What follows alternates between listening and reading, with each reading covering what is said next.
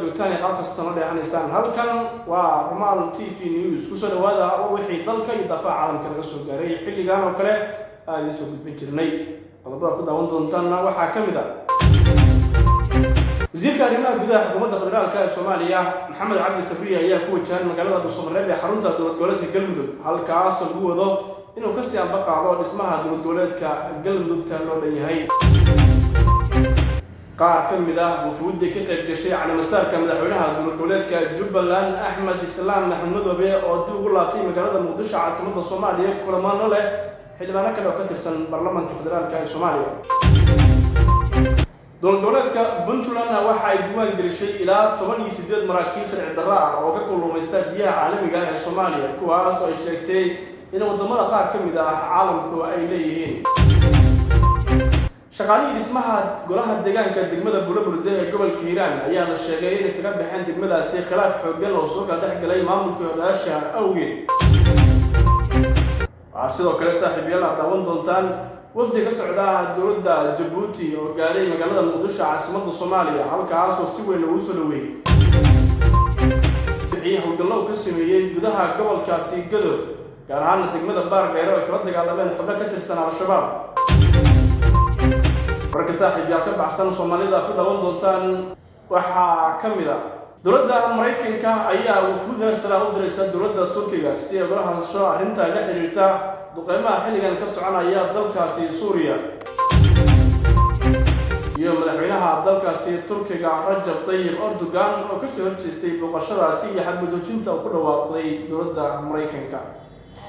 qodobada saaxiibayaal waxaan ugu soo kordhay ku daawan doontaan warkan halkan waxaan kala socodsiin doonaa Maxamed Cabdullaahi Sidi u diyaar garooba isagii oo dhan nadiisan baqaadasho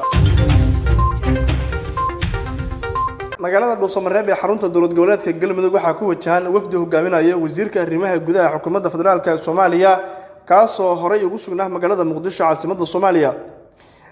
sida ay xaqiijiyeen mas'uuliyiin ka tirsan maamulka Galmudug wasiirka iyo wafdigiisa ayaa waxay la kulmi doonaan hoggaanka sare ee Ahlusunnah wal Jamiica oo iyagu ka soo horjeestay guddigii dhawaan ay soo magacowday wasaaradda arrimaha gudaha xukuumadda federaalka ee Soomaaliya kaas oo lagu talagalay inay daadiyaan dhismaha Galmudug cusub ee loo dhan yahay wasiirka arrimaha gudaha xukuumadda federaalka ee Soomaaliya ayaa muddo ka badan 20 cisho ka maqnaa magaalada Dhuusamareeb isagoo ka qayb galay shir ka dhacay dalkaasi Tunisia oo lagu hadlayay arrimaha qaxootiga qaaradda Afrika iyo sidoo kale Yurub ayay xukuumadda Soomaaliya ayaa xilligan ku dadaalaysa sidii loo soo dhameystir lahaa Galmudug iyo sidoo kale xubnaha afarta ee ka maqan guddiga doorashooyinka dowlad goboleedka Galmudug Al-Sunnah ayaa caqabada xilligan ugu weyn ee ka haysta dowladda Soomaaliya dhismaha Galmudug waxaana ay sheegtay inaysan ku qanacsaneyn nidaamka xilligan ee dowladda Soomaaliya wax u wado iyadoona markii hore ay isla meel dhigeen sidii loo daadihin lahaa Galmudug waa hagaag markan magaalada Muqdisho caasimadda dalka Soomaaliya waxa maanta dib ugu soo laabtay qaybtii ugu horeysay ee wafdigii tagay magaalada Kismaayo ee ka qayb galay xafladda calaamasaarka madaxweynaha dowlad goboleedka Jubbaland Axmed Islaam Maxamed Madoobe madaxweynayaashii hore ee Soomaaliya Sheekh Shariif Sheekh Axmed iyo sidoo kale Xasan Sheekh Maxamuud ayaa si weyn ugu soo dhaweeyay garoonka diyaaradaha ee magaalada Muqdisho xubnaha ayaa intay ku sugnaayeen magaalada Kismaayo waxa ay ka qayb galeen calaamasaarka madaxweynaha Jubbaland isla markaana hore dowladda Soomaaliya ay sheegtay inaysan ku qanacsaneyn doorashada ka dhacday deegaanada dowlad goboleedka Jubbaland oo ka soo baxay madaxweynaha Jubbaland Axmed Islaam Maxamed Madoobe intii ku sugnaayeen magaalada Kismaayo sidoo kale waxay kulamo la qaateen bulshada qaybaheeda kala gedisan ee reer Jubbaland iyo sidoo kale qudhiisa madaxweynaha Jubbaland waxaana ay kala hadleen arrimo ay ka mid tahay si la isku soo dhaweyn lahaa dowladda Soomaaliya iyo sidoo kale maamul goboleedyada magaalada Kismaayo waxa wali ku sugan wafdi kala duwan oo ka yimaadeen deegaan magaalada Kismaayo waxa wali ku sugan wafdi kala duwan oo ka mid yihiin madaxweynaha dowlad goboleedka Puntland Saciid Cabdullaahi Dani madaxweynihii hore ee Galmudug Cabdikariin Xuseen Guuleed madaxweynihii hore ee Koonfur Galbeed Shariif Xasan Sheekh Aadan ayagoo la filayo in dib ugu laabtaan magaalada Muqdisho caasimadda Soomaaliya wasiirka kalluumaysiga Puntland Faarax Cawash Beeldaajiye oo shir jiray saxaafadda uu qabtay magaalada Boosaaso ayaa soo bandhigay tiro maraakiib ah ku soo xadgudbay biyaha magaalada Boosaaso ee xarunta ganacsiga maamulka Puntland waxa uu sheegay wasiirka in ay maraakiibtan yihiin kuwo ku caanbaxay kalluumaysiga sharci darrada isla markaana in ay burburiyaan hantida ay leeyihiin ganacsatada reer Puntland ilaa 18 markab ayuu sheegay in laga leeyahay wadamada Iran, Hindiya iyo Pakistan ay yihiin kuwa xilligan ugu dhibaatada ku haya biyaha caalamiga ah ee Soomaaliya isla markaana ay jariif ku yihiin xeebaha bari ee Puntland. Wararka warbaahintu ay ka helayso degmada Buulaburde ee gobolka Hiiraan waxa ay sheegayaan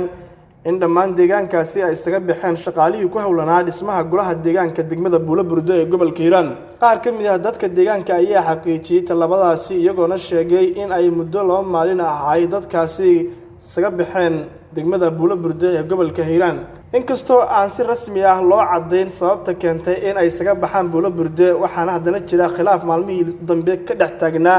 odayaasha dhaqanka iyo waxgaradkaas iyagoona sheegay in xilligan qaabka loo marayo dhismaha golaha deegaanka ay tahay mid qaldan. waxaa kaloo xusid mudan in weli degmada Buulaburde ay ka jirto xiisad ka dhalatay xilka qaadis lagu sameeyay gudoomiyaha degmada iyo sidoo kale duqa magaaladaasi kuwaas oo horay xilka looga qaaday. odayaal iyo waxgarad ka soo jeeda Buulaburde oo dhowr jeer warbaahinta kula hadlay magaalada Buulaburde waxay ka soo horjeesteen dhismaha golaha deegaanka iyagoona sheegay una sameeyay in amni darrada ay ka jirto deegaanada Hirshabelle ay qayb uga tahay cadaalad darrada. wasiirka arrimaha gudaha ee dowladaha hoose ee maamulka Hirshabelle Maxamed Cali Caadalle oo dhankiisa warbaahinta kula hadlayna waxa uu sheegay in golaha deegaanka degmada Buulaburde sidii loogu talagalay ay u dhismi doonaan. odayaasha dhaqanka qudhooda waxay ku xijiyeen in haddii uu yahay nin dhisaya Buulaburde in marka hore uu ka soo bilaabo magaalada Jowhar iyo sidoo kale beledweyne oo ka tirsan deegaanada maamulka Hirshabelle dhismahooda. wasiirka wasaaradda warfaafinta dhaqanka iyo dalxiiska Jamhuuriyadda Federaalka ee Soomaaliya Maxamed Cabdi Xayir Maareeye ayaa maanta magaalada Muqdisho ku soo dhaweeyay dhiggiisa dalka Djibouti. wafdiga oo ka soo degay garoonka diyaaradaha ee Aadan Cadde magaalada Muqdisho ayaa loo gudbiyay qaybta nasashada ee garoonka diyaaradaha ee magaalada Muqdisho. wasiirka warfaafinta iyo isgaarsiinta dalkaasi Djibouti Ridwaan Cabdullaahi Bahdoon oo booqashada rasmi ah ku jooga magaalada Muqdisho ayaa waxa uu kula qaatay dhiggiisa dalka Soomaaliya Maxamed Cabdi Xayir Maareeye waxaana ay ka wada hadleen arrimo ay ka mid tahay si warfaafinta Soomaaliya iyo tan Djibouti loo midayn lahaa. taliska ciidanka xoogga dalka ee ka howlgala gobolka Gedo waxa ay faahfaahin ka bixiyeen howlgal qorsheysan oo saacadii la soo dhaafay ka fuliyeen tuulooyin hoostaga degmada Baardheere ee gobolka Gedo. taliyaha ururka 49aad qaybta 43aad ee ciidanka xoogga dalka Maxamed Cali Cabdullaahi ayaa sheegay in ciidamadu ay howlgal ka fuliyeen meel 150 kiiloomitir u jirta degmada Baardheere halkaas ay ku sugnaayeen dagaalyahanno ka tirsan Al-Shabaab. isagoo la hadlayay laanta afka Soomaaliga ee VOA-da ayuu sheegay in tuuladaasi howlgalka ay ka fuliyeen ay Al-Shabaab ku haysteen xoolo isugu jira ari iyo geel oo ay markii hore ay sida ay sheegeen ay ka qaadeen sakawaad ahaan. intii howlgalku socday ayuu sheegay in Al-Shabaab ay ka soo furteen xoolahaasi isla markaana ay dib ugu celin doonaan gacanta dadkii xoolahaasi lahaa. daawadayaal halkaasi kala jaan qaadaysan wararkaasi warbixinadaasi waa Romal News TV.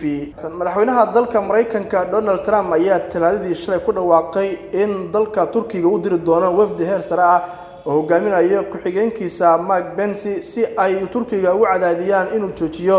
dagaalada uu xilligan ka wado waqooyiga dalka Suuriya. Trump waxa uu sheegay in wafdigaasi uu sidoo kale ku jiri doono wasiirka arrimaha dibadda Mareykanka oo Turkiga ugu anbixi doona maanta iyo Arbacada. hadafkooduna uu yahay sidii Turkiga ay wada hadli lahaayeen joojinta dhiigga ku socda dalkaasi Suuriya.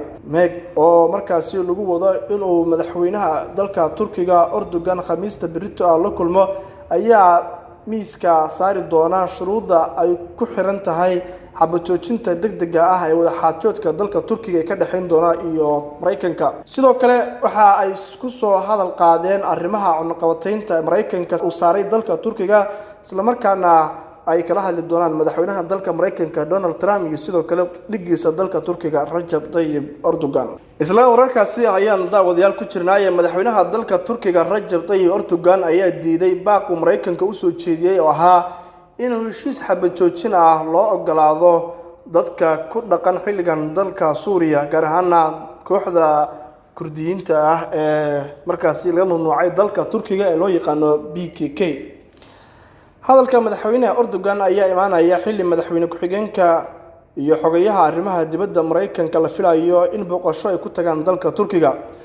militariga Turkiga ayaa bilaabay duulaan dhulka ah oo ay ku beegsanayaan waqooyiga Suuriya saacadii kadib markii ay diyaaradihiisii iyo madaafiicdii goobta ay duqeyn deegaamadaasi ka geysteen ay ka fuliyeen kooxda Kurdiyiinta. madaxweyne Recep Tayyip Erdogan ayaa sheegay in ujeedka howlgalkani ay tahay saameynta in markaasi laga caganaado weerarada kooxda Kurdiyiinta ee PKK. Tan ayaa ku soo aadaysa xilli dowladda Turkigu ay sheegtay inay sii wadi doonto howlgallada ay ka wado waqooyiga dalka Suuriya ee kula dagaalamayso kooxda PKK. dadka rayidka ayaa xilligan kuwa ugu nugul dhibaatada xilligan ay haysato, waxaana dhibaatada inta ugu badan ay ka haysataa goobta oo meel uu markaasi dagaal xoogan ku qabsaday. daawadayaal waa naga intaas war wixii dalkii daafaha caalamka naga soo gaaray oo ka daawanayseen Rumal TV News. cid u dhaafana dib ha uga daalacto mareegta internetka ku leenahay rumalnewstv.com. waan ku mahadsantihiin la socodka iyo daawashada wararkeena iyo warbixinadeena. waxaana naga xasuusaa in muuqaalada degdegga si aad ku heshaan Rumal subscribe sartan channelkan riixdaana gambaleelka si ay ku soo gaaraan. mahadsanidin.